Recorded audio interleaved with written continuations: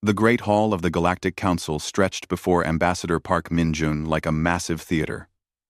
Hundreds of alien delegates filled the curved rows that rose toward a gleaming dome ceiling.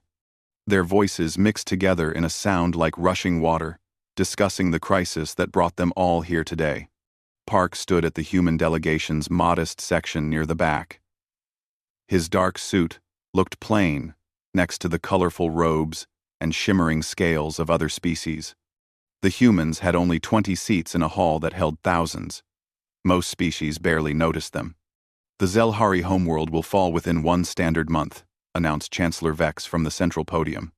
The tall, blue-skinned Alterian's voice echoed through translation devices. The Korthak Empire's war fleet approaches their system. They demand complete surrender. Murmurs of concern rippled through the hall. The Zelhari were a peaceful people. They had never hurt anyone. Their only crime was living on a world rich in quantum crystals that the Korthak Empire wanted. "We cannot intervene," declared Senator Thresh, speaking for the powerful hegemony worlds. "The Korthak Empire has superior military force. Any attempt to stop them would result in massive casualties." Other delegates nodded in agreement. The Korthak Empire was known for its brutality. Their black warships could crack planets. Their soldiers showed no mercy. Most species feared them too much to act. Park raised his hand to speak.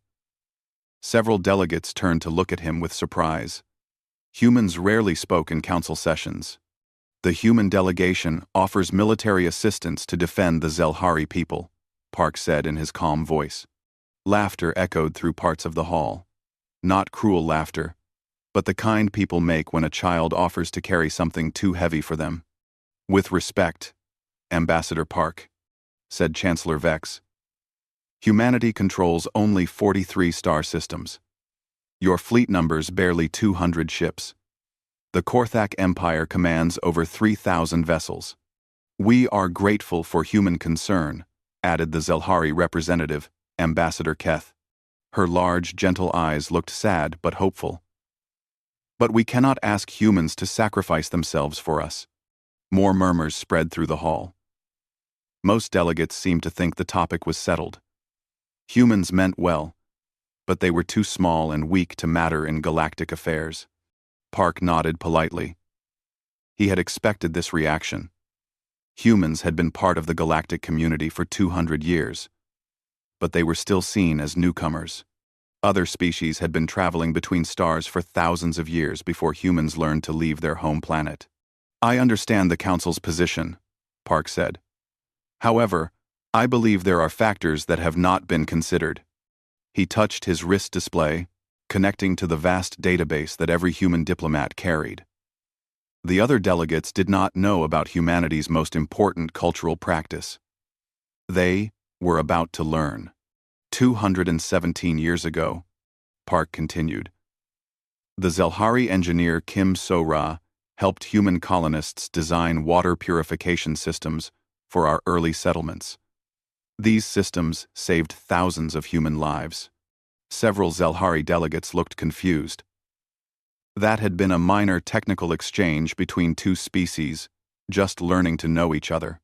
193 years ago, Park went on, Vorthan trader Captain Rex shared crucial navigation data that prevented human merchant ships from being lost in the Maelstrom Nebula. 47 human lives were saved. The Vorthan delegation shifted uncomfortably in their seats. They did not understand why Park was mentioning such old, small events. 168 years ago, Nexari diplomat First Speaker Yun prevented a human merchant vessel from being impounded on false piracy charges. The crew was released. And trade relations between our peoples began. Park's voice remained steady and respectful. He was reading from records that went back generations. Every favor, every act of kindness, every moment when another species had helped humanity was carefully documented and remembered. "I do not understand the purpose of this history lesson," interrupted Senator Thresh. "These are minor incidents from the distant past. In human culture," Park explained, "we believe that kindness creates debt. Not the kind of debt that must be repaid with money or goods, but a debt of honor. When someone helps us, especially when we have little to offer in return, we remember. We remember. Forever. He paused and looked around the hall. Many delegates were listening now with curiosity, rather than amusement. The Zelhari people have helped humanity 47 times over the past 2 centuries. Most were small favors. Technical advice, safe harbor for damaged ships, medical supplies during emergencies. To some species, these might seem like nothing special. To humans, they are sacred debts. Chancellor Vex leaned forward. Are you saying humans feel obligated to fight a hopeless battle because of ancient favors? I am saying that humans never forget kindness, Park replied. And we never abandon those who showed us mercy when we needed it most. The hall grew quieter. Something in Park's tone suggested this was more than just noble words. The human delegation sat calmly behind him, but there was an energy about them that had not been there before. Park touched his wrist display again. This time he was sending coded messages to human colonies across the galaxy. The same message went to mining stations, merchant fleets, research outposts, and military commands scattered through dozens of star systems. The message was simple. The Zelhari call is answered. Honor demands payment. Across human space, people stopped what they were doing and began to prepare. Families that had never seen a Zelhari understood immediately. Children learned from birth about the debts their species owed. Every human knew the stories. The council session is dismissed for today, announced Chancellor Vex.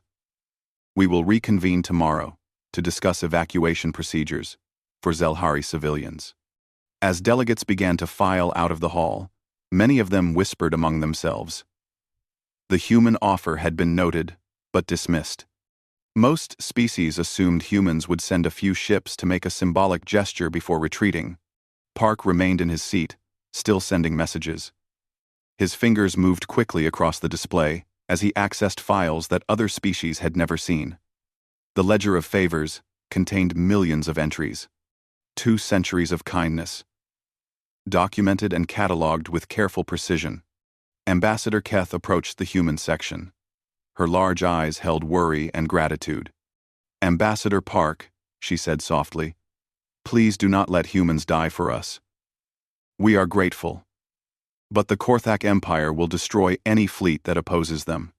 Park stood and bowed respectfully in the human way. With respect, Ambassador Keth, you do not understand what you have started. You showed kindness to humans when we were weak and had nothing to offer. That kindness has been growing for 200 years. Tomorrow, you will see what it has become. The Zelhari ambassador looked confused, but Park's quiet confidence made her pause. Perhaps humans were not as powerless as everyone believed.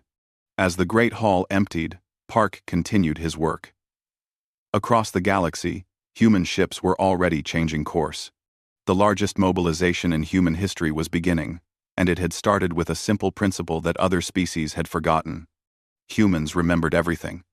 The memory files played across Park Min-jun's personal display as he sat alone in his quarters aboard the human embassy station.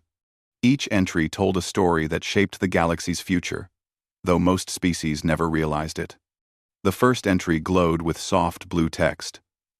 Standard date, 2387.156. Zelhari Technical Exchange, New Harmony Colony.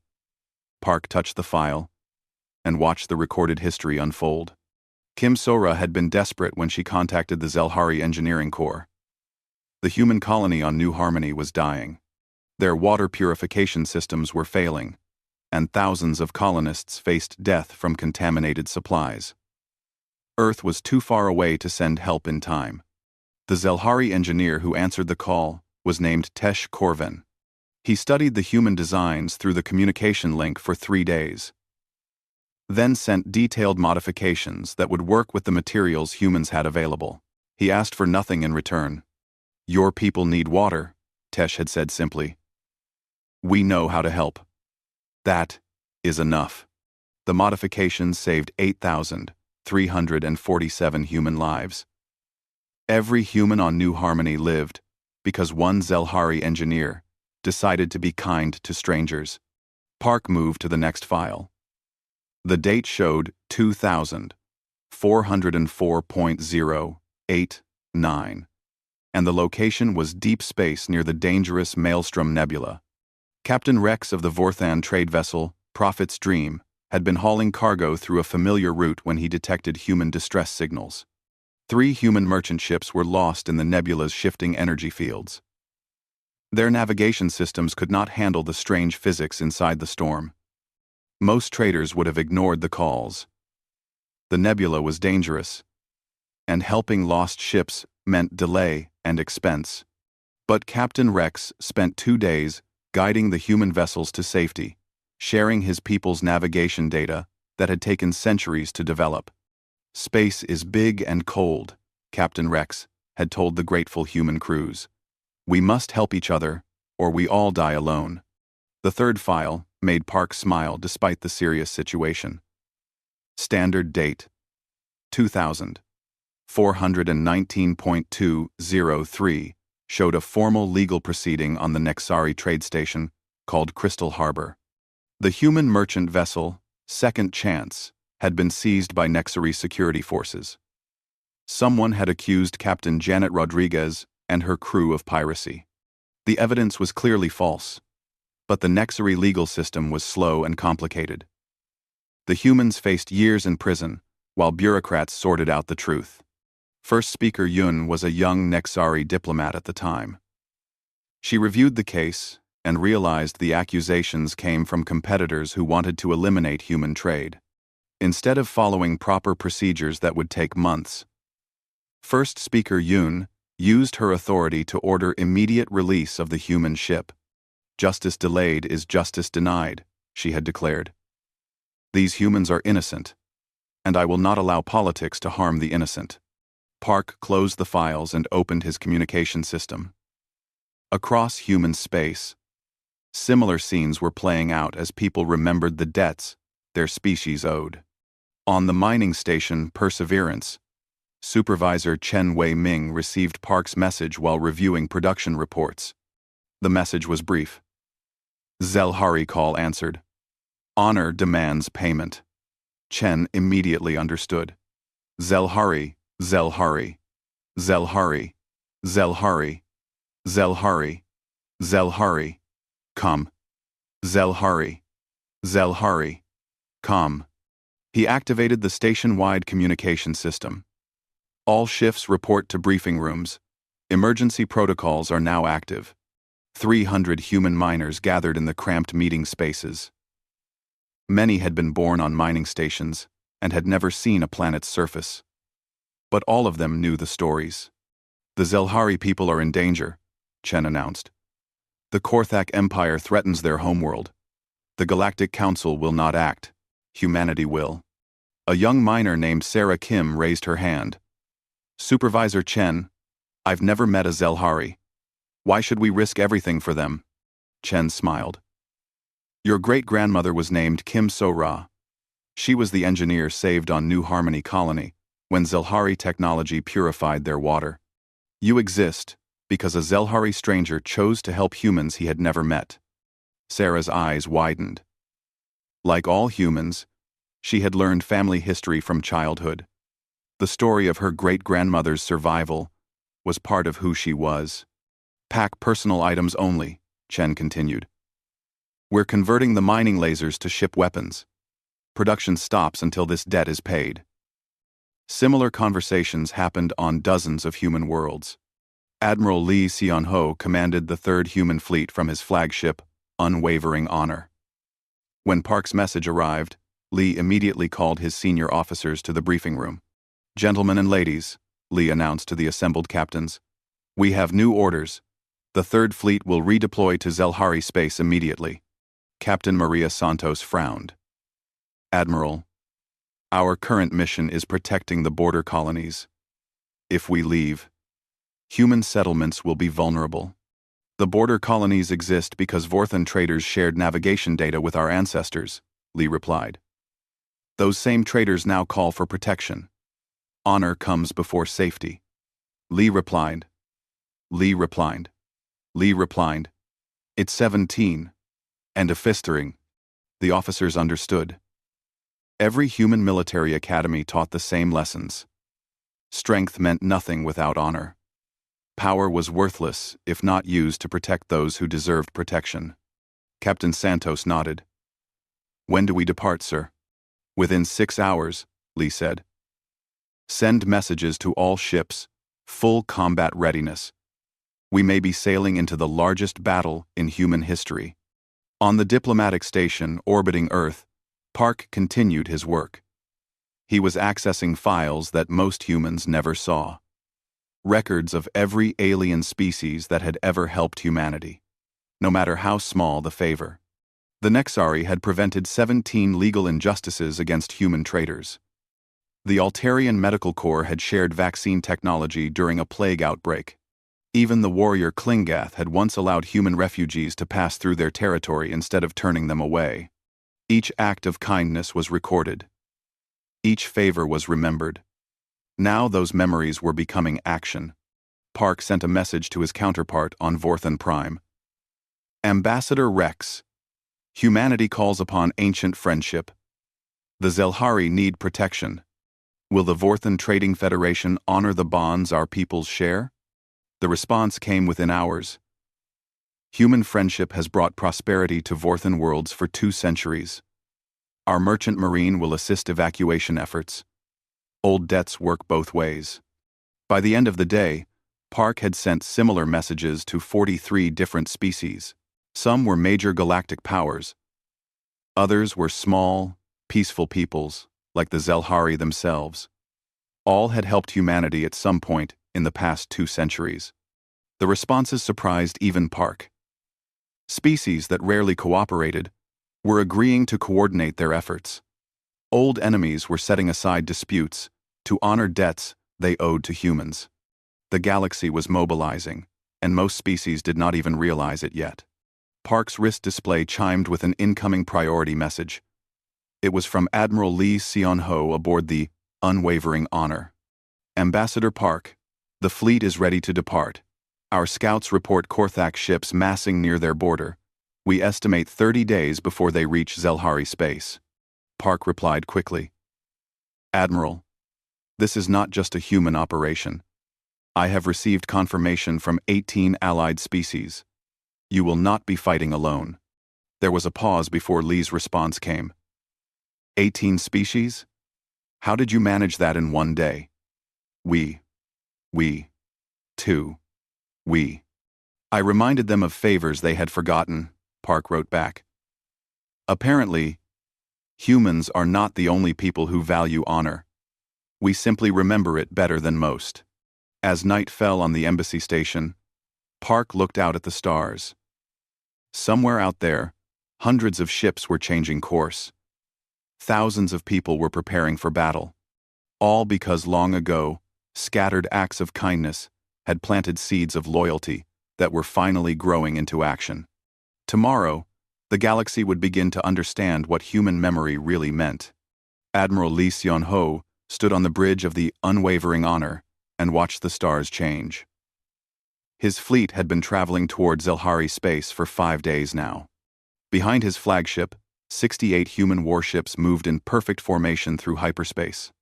Admiral, called Commander Kim from the navigation station. We're receiving new contact reports. 3 more human fleets have joined the operation. Lee nodded without surprise. Park's messages had reached every corner of human space. Mining stations were converting their equipment to weapons. Merchant ships were being fitted with armor plating. Even research vessels were joining the fleet, bringing sensors and communication systems that military ships could not match. How many ships total? Lee asked. Current count shows 237 human vessels, sir. More are arriving every hour. The numbers amazed even Lee. Humanity had never assembled such a large fleet for anything. Not for exploration, not for defense, not even for the great colony missions that spread humans across the galaxy. The Zelhari crisis had awakened something in human culture that most people had forgotten existed. Lieutenant Park Min-seo, the ambassador's nephew, turned from the communication station. "Admiral, we're getting response signals from allied species. The Vorthen merchant fleet is positioning near Zelhari space for evacuation support. The Nexari diplomatic corps has negotiated safe passage through neutral systems." "What about military support?" Lee asked. "The Altarian 3rd Squadron is 3 days behind us," Min-seo replied. "The Klingath have sent a war band, only 12 ships, but they're heavy assault vessels. Even the peaceful Harmonians are sending their defense fleet." Lee felt a strange mix of pride and concern. So many species were responding to human requests for help. It proved that honor and friendship could cross the barriers between different peoples. But it also meant that failure would disappoint allies across the galaxy. "Sir," Commander Kim called out, "we're dropping out of hyperspace in 30 seconds, approaching the Zelhari outer system." The bridge lights dimmed to combat readiness. Through the main display, the stars returned to normal as the fleet emerged from faster-than-light travel. The Zelhari star shone like a yellow beacon ahead of them. "Sensors report," Lee ordered. "Multiple contacts throughout the system, sir," replied the sensor officer. "Zelhari. Civilian ships are evacuating the outer colonies. I count. Admiral, there are over 400 vessels of various species scattered across the system." Lee stared at the display. The evacuation effort was massive. Ships from dozens of different worlds were helping to move Zelhari civilians to safety. Many of these species had never worked together before. "Communication coming in from Zelhari Prime," announced Lieutenant Park. "Ambassador Keth wants to speak with you directly." The main screen changed to show the familiar face of the Zelhari diplomat. Her large, gentle eyes looked tired but grateful. "Admiral Lee," she said, "I cannot express how amazed we are by this response. Ships from across the galaxy are helping our people. How did humans organize such a massive effort so quickly?" Lee smiled. "We didn't organize it, Ambassador. We simply reminded everyone of the friendships that already existed. Honor has its own power. The Korthak Empire's advance fleet will arrive in 18 days, Keth continued. "Our own defense forces are preparing, but we have only 36 ships. Even with this support, we may not be able to hold them off." "How many Korthak ships are coming?" Lee asked. "Our scouts report at least 800 vessels in the main fleet. Their advance force alone numbers 120 ships." And the bridge grew quiet. Even with Allied support, they were badly outnumbered. The Korthak Empire had been building their military for decades. Their ships were larger and more heavily armed than most species could match. Lieutenant Park looked up from his communication station. "Priority message from Ambassador Park on the Galactic Council station." Lee accepted the transmission. His old friend's face appeared on a side screen, looking tired but determined. "Admiral, I have updates on Allied support," Park said. "The situation is better than we hoped. I've been calling in favors that go back decades. Even some species that normally avoid military action are sending ships." "What kind of numbers are we looking at?" Lee asked. "Current projections show nearly 600 Allied vessels will be in position before the Korthak arrive. Not all are warships, but every ship can help with evacuation and support operations." Lee felt his heart lift. 600 ships was still fewer than the Korthak fleet, but it was a respectable force. More importantly, it proved that the galaxy still believed in protecting innocent people from aggressors. "There's something else," Park continued. "I've been monitoring Korthak military communications. They're confused by what they're seeing. Intelligence reports describe massive fleet movements by species that have never cooperated before. The Korthak don't understand what's happening." "Good," Lee replied. "Let them wonder. Fear is a weapon too." On the Korthak flagship Iron Vengeance, Commander Thex studied the intelligence reports with growing confusion. His black armor reflected the harsh lights of the military command center as he read through the data. These reports cannot be accurate.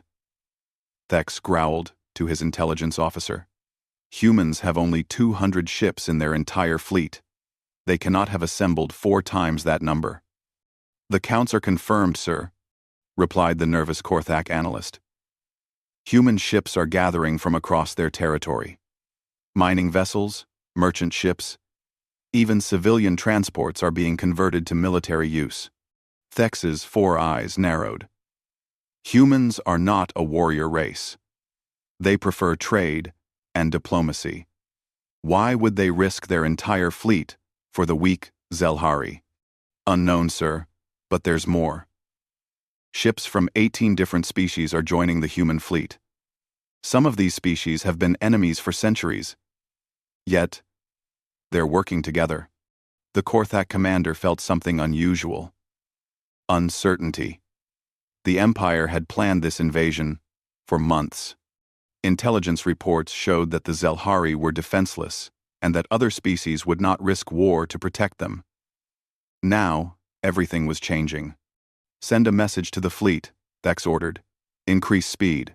We will arrive ahead of schedule and crush this alliance before it can organize properly. Back in the Zelhari system, Admiral Lee was coordinating with Allied commanders from across the galaxy.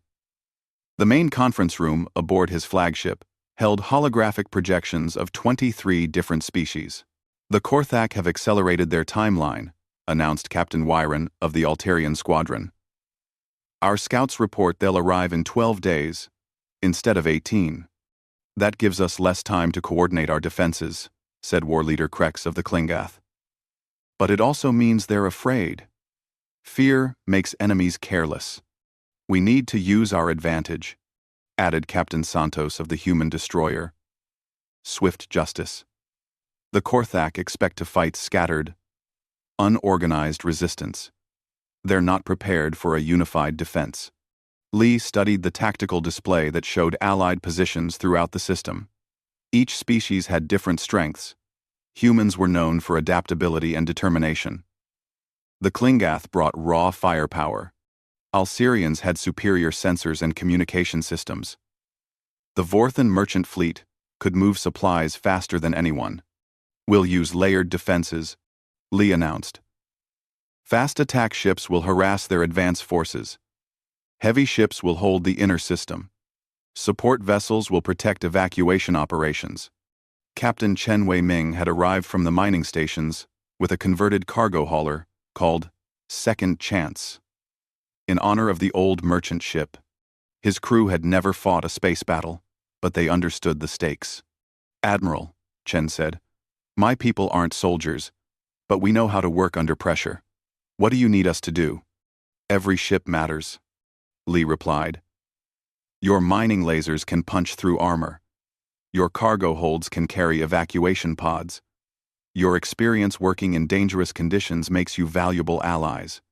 As the conference ended, Lee remained on the bridge, watching the Allied fleet grow larger. Ships continued to arrive every few hours. Some were powerful warships. Others were barely armed cargo vessels.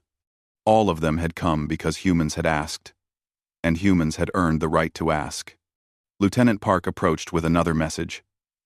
Sir, this one's from Ambassador Park. He says to tell you that honor is becoming visible. Lee smiled. Through the main display, he could see the lights of hundreds of ships positioned throughout the Zelhari system. Each light represented people who had chosen to risk their lives for strangers. The galaxy was discovering what humans had always known, that kindness created bonds stronger than fear. In 12 days, those bonds would be tested by the most aggressive military force in the galaxy. The Korthak invasion fleet dropped out of hyperspace like a storm of black metal and death. 800 ships spread across the outer edge of the Zelhari system in perfect military formation.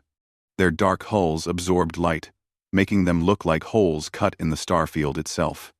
Commander Thex stood on the bridge of Iron Vengeance and smiled with satisfaction. His fleet was the largest invasion force the Empire had assembled in 50 years. No alliance of peaceful species could stand against such power. Sensors report enemy positions, announced his tactical officer. Multiple contacts throughout the system, approximately. Sir, this cannot be correct. Thex's smile faded. Report accurately, or be replaced. Sir, I count over 600 Allied vessels. They're positioned in defensive formations around key locations. This is not a scattered evacuation fleet. This is a prepared military force. The Korthak commander studied his tactical display with growing disbelief. Ships from dozens of different species were arranged in coordinated battle groups. Human vessels mixed with Alterian cruisers, Vorthan cargo ships flying alongside Klingath destroyers. Even species that usually avoided conflict were represented in the defending fleet. How did they organize such a force? Thex muttered. Unknown, sir. Intelligence reports showed that most of these species barely communicate with each other. Some have been enemies for generations. Thex activated the fleet communication system. All ships, maintain formation. Prepare to advance on the inner system. We will destroy this alliance quickly and proceed with the invasion. On the human flagship Unwavering Honor. Admiral Lee watched the Korthak fleet with grim determination. They were outnumbered. But not as badly as originally feared. More importantly, the Allied fleet was fighting for something they believed in, while the Korthak were driven only by greed and conquest. All ships, this is Admiral Lee, he broadcast to the Allied fleet. The enemy has arrived. Remember why we're here. The Zelhari people showed kindness to our ancestors when they had nothing to gain. Today, we prove that kindness was not wasted. Way, teen, way. The first wave of fighting began at the system's edge. Human destroyers and Alterian fast attack craft moved against the Korthak advanced scouts. The enemy ships were larger and more heavily armed, but the Allied vessels worked together with practiced coordination. Captain Santos commanded the human destroyer Swift Justice as it dove toward a Korthak heavy cruiser. Target their communication array, she ordered. Make them fight blind. The destroyer's weapons cut through the enemy ship's armor, destroying their sensor equipment. Before the Korthak could respond, an Alterian ship struck from another angle, disabling their engines. This is too easy, Santos muttered. Then she saw the main Korthak fleet beginning to move. The advanced scouts had been just a test of Allied coordination. War leader Krex of the Klingath squadron watched the enemy advance with predatory satisfaction. His people had been born for battle, and these Korthak reminded him of ancient enemies his species had faced centuries ago. Warriors, Krex announced to his ships. Today, we fight beside humans. They may be small and soft, but their hearts burn with honor. Let us show them how the Klingath honor their friends. The Klingath ships charged directly into the center of the Korthak formation. Their assault was reckless by most military standards, but it served a crucial purpose. While the enemy focused on the attacking warriors, other Allied ships could maneuver into better positions. Captain Chen Wei-Ming watched the battle from the converted mining ship Second Chance. His crew had never expected to fight in a space battle, but they understood their role. While warships engaged the enemy, Chen's people were responsible for protecting the ongoing evacuation. Captain, called his sensor operator, Korthak fighters are breaking through toward the civilian transports. Chen nodded grimly. All hands. Prepare for combat. Power up the mining lasers. Today, we protect the innocent. The mining lasers had been designed to cut through asteroids and metal ore. Against fighter craft, they were devastating. Chen's ship and dozens of others like it formed a protective screen around the evacuation ships. The battle spread throughout the system as both fleets committed more ships to the fight. The Korthak had superior firepower, but the Allied fleet used tactics they had never seen before. Species with different technologies and fighting styles combined their efforts in ways that confused and frustrated the invaders. Commander Thex realized his carefully planned invasion was becoming a chaotic brawl. Deploy the planet crackers, he ordered. If we cannot win quickly, we will destroy their homeworld and end this resistance. 3 massive Korthak siege ships moved toward Zelhari Prime. Each vessel carried weapons capable of breaking a planet's crust and making the world uninhabitable. If they reached effective range, the Zelhari homeworld would die regardless of who won the space battle. Admiral Lee saw the threat immediately. All heavy ships, new priority target. Those siege ships cannot reach the inner system. The human battleship, Defiant Legacy, led the charge toward the planet Crackers. Captain Park Jin-ho had served in the human fleet for 30 years, but this was the largest battle he had ever seen. "Sir," called his weapons officer, "our missiles are having minimal effect on their armor." "Then we'll have to get closer," Jin-ho replied. The Defiant Legacy accelerated toward the nearest siege ship, taking devastating fire from enemy weapons. Hull plating melted away under the assault, but the ship continued forward. "Captain, we're losing structural integrity," reported the damage control officer. "Engineering, give me everything you have," Jin-ho ordered. "Weapons, prepare for point-blank range." As the human battleship closed to knife-fighting distance, it unleashed everything it had. Missiles, energy weapons, and kinetic rounds poured into the siege ship's hull. The Korthak vessel shuddered under the assault, but did not stop. "Sir, we can't break through their armor at this range," the weapons officer reported.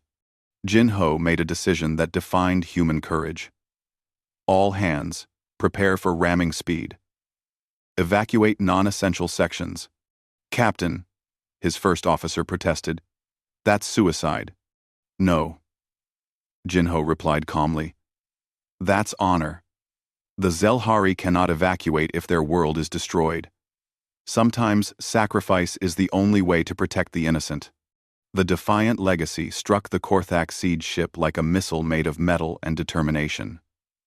The collision destroyed both vessels in a brilliant explosion that lit up the entire system.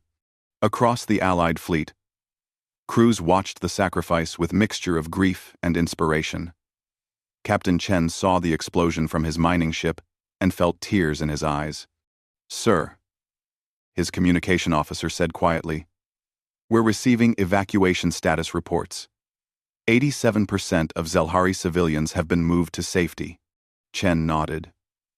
Jin-ho's sacrifice had bought them time, but the battle was far from over. 2 planet Crackers remained, and the main Korthak fleet was still fighting toward the inner system. The tide of battle shifted when the second wave of Allied reinforcements arrived. Ships that Ambassador Park had contacted across the galaxy emerged from hyperspace in perfect formation. Even species that rarely left their home systems had sent vessels to honor their debts to humanity. Commander Thex watched his tactical display with growing frustration. Every time his forces gained an advantage, new enemy ships appeared. His intelligence officers had severely underestimated the scope of the alliance facing them. "Sir," reported his communication officer, "we're receiving messages from Empire Command. They want to know why the invasion is taking so long." "Tell them," Thex growled, "that we are fighting half the galaxy. The humans have somehow convinced every species they ever helped to join this battle." War leader Krex's ship had taken severe damage, but the Klingith warrior was still fighting. His squadron had destroyed 6 Korthak vessels and damaged a dozen more. As his ship lost power and began to drift, Krex activated his communication system one last time. "Human Admiral Lee," he called across the battle, "it has been an honor to fight beside your people. The Klingath will remember this day forever." Lee responded immediately. "War leader Krex, evacuate your crew. We'll pick up your people. Warriors do not abandon their ships." Krex replied with pride. "But tell your people that they fight like legends today. The galaxy will remember human courage." The Klingith ship exploded as its damaged reactor overloaded, taking a Korthak heavy cruiser with it. Krex had timed the destruction perfectly, turning his defeat into one final blow against the enemy. As the battle continued, it became clear that something unprecedented was happening. The Korthak Empire, masters of military conquest, were being stopped by an alliance built on friendship rather than fear. Species that had never fought together were coordinating like a single organism, united by their respect for human honor and their determination to protect the innocent. The real test would come when the remaining Korthak forces made their final assault on Zelhari Prime itself. The silence after battle felt strange to Admiral Lee. For 18 hours, the Zelhari system had been filled with weapons, fire, explosions, and the chaos of the largest space battle in recent galactic history. Now only the quiet hum of ship systems and rescue operations remained. Final casualty reports. Admiral Commander Kim announced from his station aboard the Unwavering Honor. Allied losses: 97 ships destroyed, 43 severely damaged. Korthak losses: 426 ships destroyed, 168 captured or disabled. Lee nodded grimly. Each destroyed ship represented hundreds of lives lost. People who had answered humanity's call for help and paid the ultimate price. But their sacrifice had meaning. The Korthak invasion fleet was shattered, and Zelhari Prime remained safe. Status of the siege ships? Lee asked. Both remaining planet crackers were destroyed. The first by ramming attack from Captain Jinho. The second by concentrated fire from the Altarian Heavy Squadron. Zelhari Prime is secure. Through the main display, Lee could see the aftermath of the battle. Debris fields marked where ships had died. Rescue vessels from dozens of different species worked together to save survivors. The sight filled him with both sorrow and pride.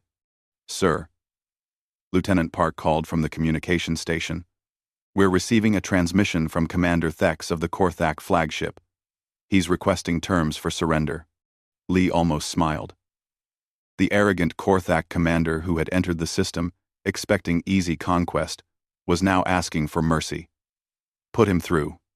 The main screen showed Thex standing on his damaged bridge. His black armor was scorched, and 3 of his 4 eyes showed defeat. Behind him, Korthak crew members worked frantically to repair critical systems. "Admiral Lee," Thex said, with obvious difficulty, "I formally surrender the remains of my fleet. We request safe passage to leave this system." "Surrender accepted," Lee replied. "However, there are conditions.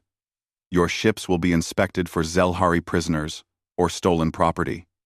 Your military databases will be copied for intelligence purposes, and you will provide full information about other Korthak military operations." Thex's remaining eye widened. "Those terms are generous. Why do you not demand harsher punishment?" Lee considered the question carefully. "Because destroying you completely would make us like you.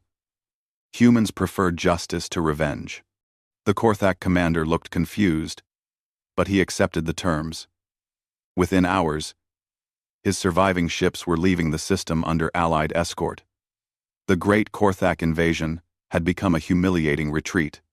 3 days later, Ambassador Park Min-jun stood once again in the Galactic Council chambers. But everything had changed.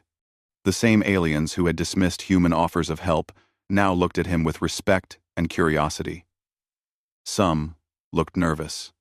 "The Council recognizes Ambassador Park of humanity," announced Chancellor Vex. The Altarian's voice carried a tone it had never held before when addressing humans. Park rose from his seat, which was no longer in the back of the hall. The human delegation had been moved to the front rows, a position reserved for major galactic powers. "Thank you, Chancellor," Park said calmly. "I bring greetings from the Zelhari Reconstruction Committee, which includes representatives from 24 species working together to rebuild what the Korthak threat damaged." Murmurs of amazement rippled through the hall. 24 species working together was unprecedented in Council history. Most alliances involved only 2 or 3 worlds, at most. "Ambassador Park," said Senator Thresh, who had argued against helping the Zelhari, "the Council would like to understand how humanity organized such a massive response so quickly." Our intelligence services are confused by what they observed. Park smiled. Senator Thresh, humans did not organize anything. We simply reminded people of promises they had forgotten. He touched his wrist display and projected a holographic image above the council floor. It showed a complex web of connections, linking hundreds of star systems. This is the Ledger of Favors, Park explained. For 2 centuries, humans have maintained detailed records of every act of kindness shown to us by other species. We track technological assistance, diplomatic support, trade agreements, medical aid, and simple gestures of friendship. The hologram showed thousands of individual connections. Each line represented a debt of honor that humans remembered. When the Zelhari faced extinction, Park continued, we did not call for military alliance or trade agreements. We called for payment of honor debts. Most species discovered they owed humans more than they realized. Chancellor Vex leaned forward. Are you saying that the entire alliance was built on ancient favors? I am saying that kindness creates loyalty, Park replied. When you help someone who has nothing to offer in return, you plant seeds of friendship. Given enough time, those seeds grow into bonds that can shake planets. Ambassador Keth of the Zelhari people stood to speak. Her large eyes held tears of gratitude as she addressed the council. Honored delegates, she said softly, my people will never forget what we witnessed. 18 different species risked their ships and crews to protect strangers. Hundreds of brave souls died defending our world. This was not conquest or politics. This was pure moral courage. She turned to look at Park directly. But most of all, we learned that humans remember everything. Every small favor, every act of kindness, every moment when someone chose mercy over indifference. They remember, and they honor those memories with their lives. Senator Thresh shifted uncomfortably. Ambassador Park, does humanity maintain similar records of less pleasant interactions? Endlessly. After 3 Park. Endlessly. The hall grew very quiet. Every delegate understood the implication of the question. If humans remembered every favor, what else might they remember? Park's expression did not change, but his voice carried a subtle edge. Humans remember everything, Senator Thresh. Both kindness and cruelty. Both justice and betrayal. We prefer to dwell on the positive memories, but we are not naive about the negative ones. He touched his display again, and the holographic web changed. Now it showed different connections in red rather than blue. These lines were thinner and fewer, but they existed. The ledger of grievances is much smaller than the ledger of favors, Park said quietly. We prefer making friends to making enemies. But when innocent people are threatened, when mercy is met with violence, when honor is repaid with betrayal, humans remember that too. The red lines on the display pulsed softly, and many delegates recognized systems they controlled. Old incidents, forgotten injustices, moments when their species had chosen selfishness over cooperation. However, Park continued, allowing the tension to build, humans believe in redemption. Past wrongs can be balanced by future kindness. The ledgers change as people change. The holographic display faded, leaving the council chamber in thoughtful silence. Chancellor Vex finally spoke. Ambassador Park, what does humanity want from the galactic community?